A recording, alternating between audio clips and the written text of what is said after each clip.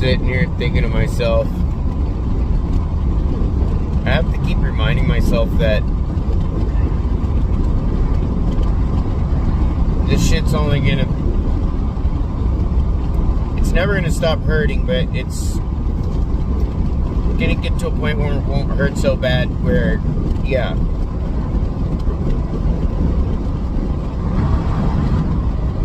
I already know in due time I'll be able to find myself again, get back to my old happy self.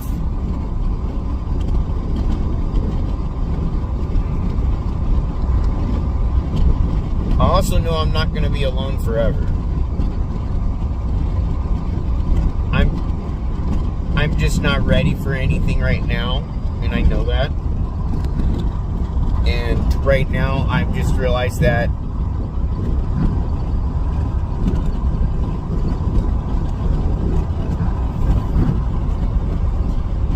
to some degree, I've got to have a little bit higher standards and more or less for myself. And it's not trying to be selfish in that sense. It's just, I gotta take advantage of the move as a process for healing, and I gotta adjust to those changes and stuff like that, but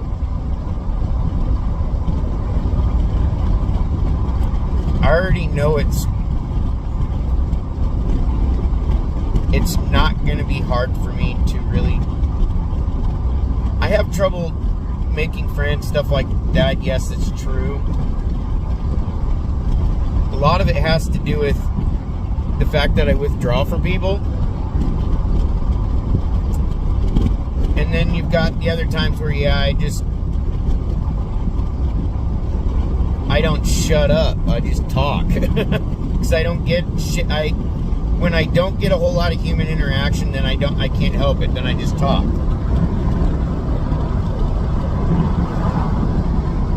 But hopefully I'll be able to start cutting back on these fucking things too.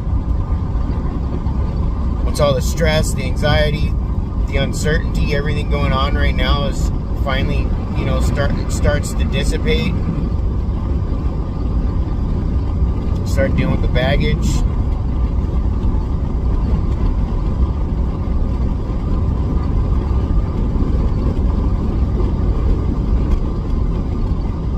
I just know I gotta, if I end up in that position where I do end up meeting the right person, I'm making sure that I'm not going through this again, and it's not set on purpose to be comparing one person to the next. I'm just not willing to risk certain personality traits again.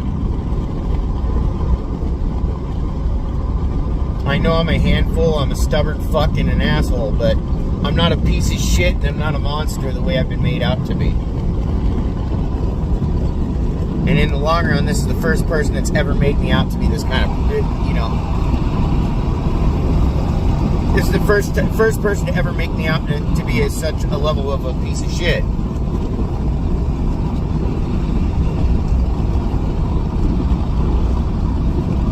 I speak bluntly, and I don't. And if I have trouble communicating certain things, I try to communicate in other ways. And I know there's going to be somebody out there that understands that, or takes the time to learn and understands that.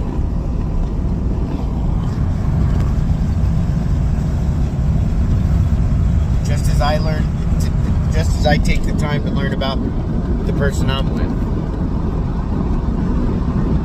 It's part of being in a relationship.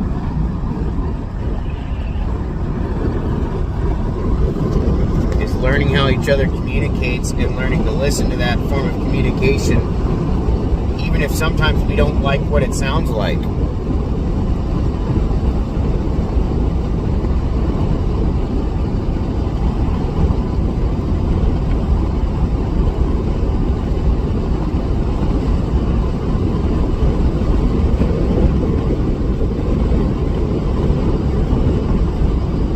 Moving to a nicer home. into a nicer area where people morally are not as fucked up as what people are like here.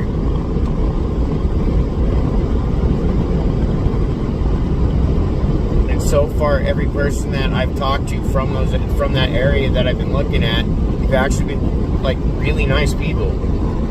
And I'm not just talking the realtors and lenders and stuff. So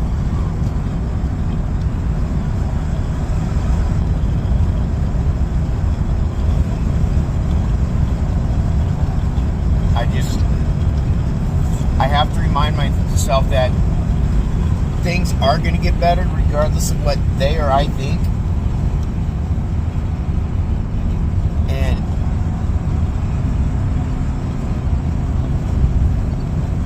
just like them, I deserve to have been treated better. I deserve a better relationship.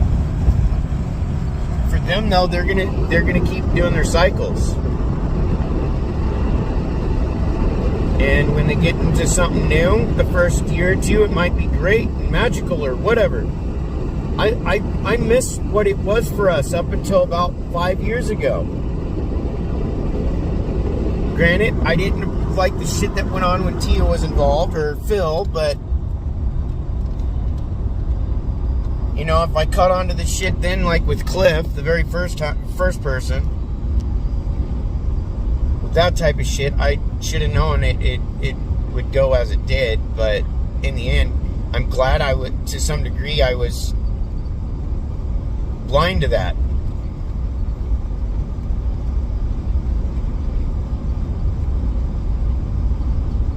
I deserve to be with somebody that actually prioritizes the relationship and does so no matter what. It's not about just, it has nothing to do with about going, well, I shouldn't even have to explain it. I think most grown mature adults understand what it is to be in a relationship and to put your relationship first. Especially if you intend to marry that person.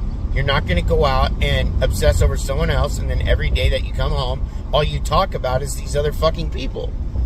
You're not going to sit there and make the person you intend to marry feel like they don't fucking exist anymore, other than to keep a roof over your head and just be a body there to fill a space in your home. Or should say the other way around, so you can be a body to fill a space in their home. However that may end up working out.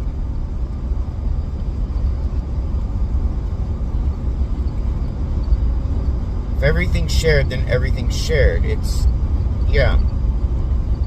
And I understand that's only to a certain degree with some things, because even if a woman gave me permission and all that shit, I do not like getting into a woman's purse or wallet. I don't do it. Just as I don't like it when people go through my fucking wallet. That's a personal space right there, and there's really not a whole lot in there that can be kept in there. It's just, that's how I am. I get uncomfortable and feel awkward when, even if told to get into a woman's purse or wallet, that's like, even for me, I don't know why, it's just how it's always been. I think a lot of other guys are the same way. It's like, that's a no-go zone. You don't know what you're going to find in there, and what you do, you might not like some of the stuff that you find in there, or it might be awkward or weird, or that type of stuff.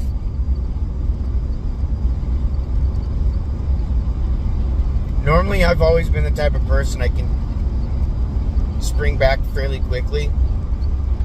This one, it's going to take a little while. Because even if at times it's not going to happen right now. I know it came close the last time they fucking pulled some shit on me. They tried, throwing me in jail for shit I didn't do. And then fucking leave me for months and all that stuff, or for all that time. I almost moved on. So I already know that it won't be difficult, and that person might even think, oh, I know who it's going to be. No, you don't. There is nobody in particular.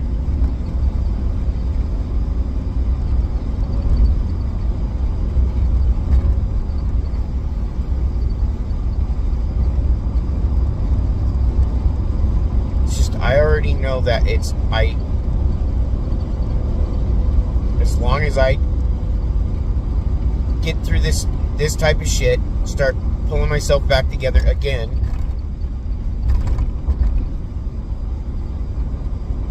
and this move does well, and I get my own business started as planned, just like this move and this new home, I'm making sure this other fucking happens too in the process. I mean, I'm not wasting a dime on bullshit. I lie. I guess you could call it a waste, depending on who you are. But, you know, for most guys out there who like motorcycles or like to go riding and all that stuff, I'm getting a bike. That's one thing that, you know, I don't necessarily need, but and one, if I got something new, it was some, cheap Chinese bike that I would have to order off the internet, and it was a dirt bike. Yeah, it worked great, loved it. It's what helped me get used to being on a bigger bike. But that thing was a piece of shit.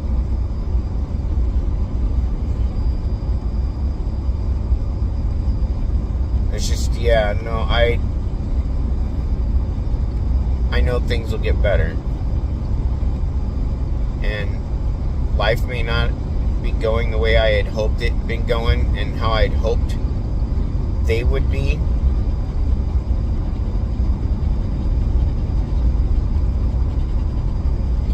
I know I won't be alone forever.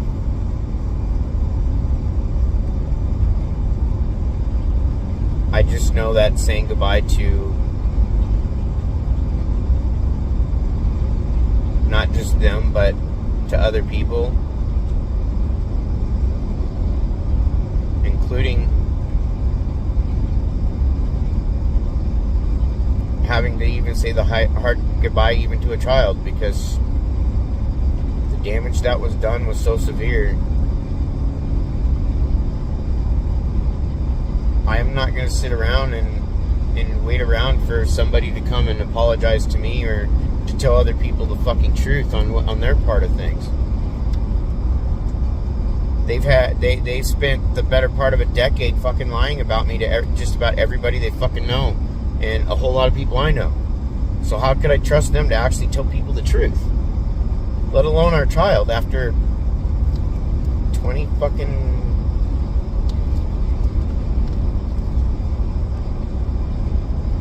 God dang, it's been that long. 26 years of his life. 27, 26 years. She still doesn't tell the truth to him. Like, look, I fucked up, I was wrong, the way I raised you towards your dad. She never had the backbone to say anything like that. Nope. The only thing she could tell me is, oh, that 100% doesn't matter anymore. Why? Because she was cheating on me.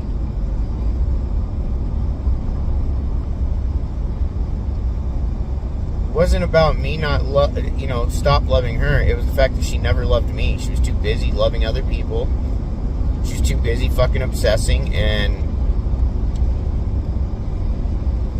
putting all her priorities and attention into other people, and neglected the living piss out of the relationship and myself.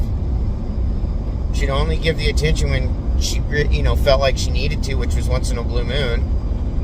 Or if she didn't have a friend around to talk to because she might have pissed them off, or they might have been pissy and weren't talking to her or whatever, then she might have, out of boredom fucking decided, well, now it's important to talk to you, or now it's important to spend time with you because I got nothing else to do. Otherwise, I'm going to be sleeping the whole time.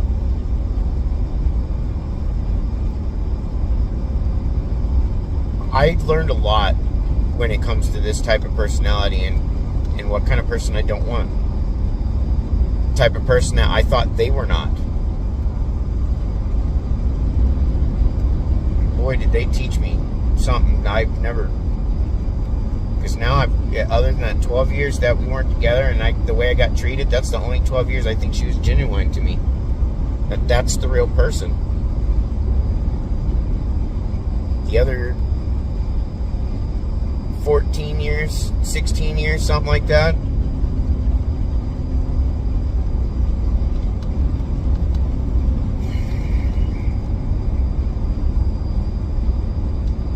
I question how much that was real at all. From high school to now. Other than those 12 years. I wonder how, if any of it was real now.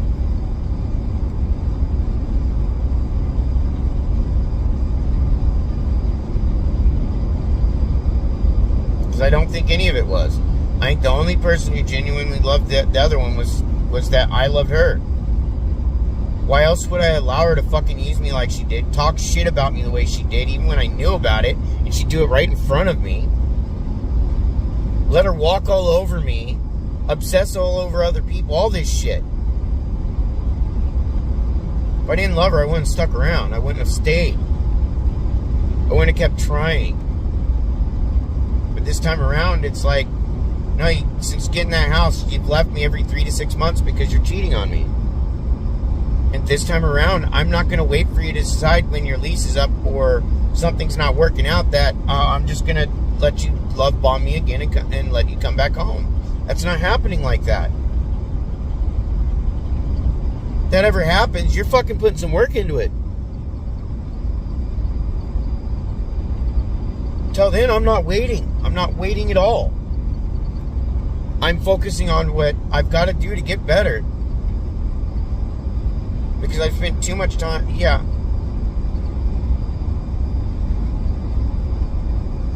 I'm not going to go and find happiness off of somebody else's suffering the way they did.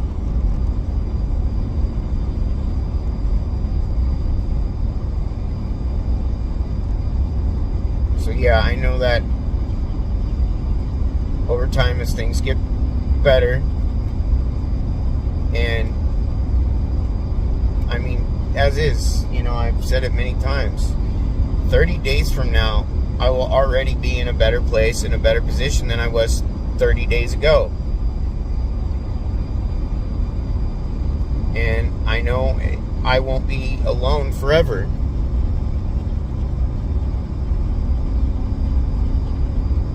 I've got to work on my confidence again. I've got to work on all that. Because that person did break me. She fucked my head up really good. That's probably the one thing that she professed in, was fucking with somebody's head, fucking up their heart, and then throwing them away. Because she sure as hell didn't do anything to help build up the relationship or build me up or anything like that. I was straight fucking used.